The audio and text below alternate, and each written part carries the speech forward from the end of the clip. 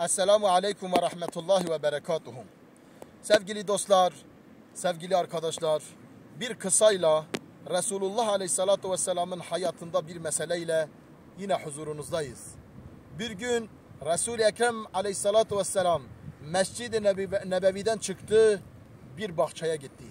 Peygamber Aleyhisselatü Vesselam'la beraber ashabı da vardı. Bazı gençler de vardı. Bahçede otururken karşıda bir deve gördü. Bu da Peygamberimizin bir mucizesidir. Deve Resul-i Ekrem'in yanına geldi. Başını onun ayağına bıraktı. Şefkat ve rahmet peygamberi onun başını elledi. Ona şefkat etti. Sonra o ağlayan deve durdu. Ağlaması kesildi. Sonra dedi ki o etrafındaki ashaba, bu deve kimindir? Ashabtan birisi kalktı. Dedi ya Resulallah, o deve benimdir.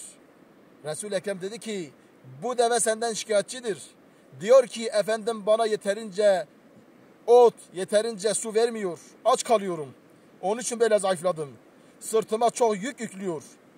Kaldıramayacağım yükü yüklüyor. Resul-i Ekrem Aleyhisselatü Vesselam ey genç dedi. Bunlar da Allah'ın sessiz mahluklarıdır. Onlara şefkat etmek gerekir. Bunlar kıyamet gününde kendisine zulmedenlerin Allah'a şikayet edecekler ve haklarını Allah'ın yanında o insandan alacaklar. Onun için sevgili peygamberimiz rahmet peygamberi, şefkat peygamberidir. Nasıl bütün insanlara rauf ve rahim ise hayvanlara karşı da öyle şefkatli, öyle merhametlidir. Ona iman eden bir Müslümana bütün insanlığa karşı en olumlu şeyi düşünmeyi emrettiği gibi hayvanlara karşı da şefkati ve merhameti emretmiştir.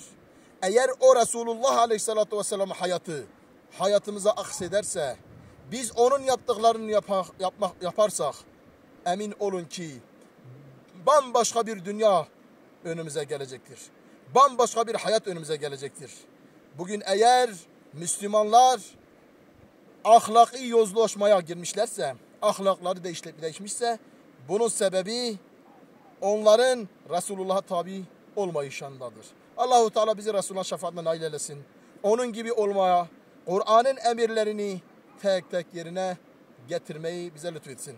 Hepinizi Allah'a emanet ediyorum.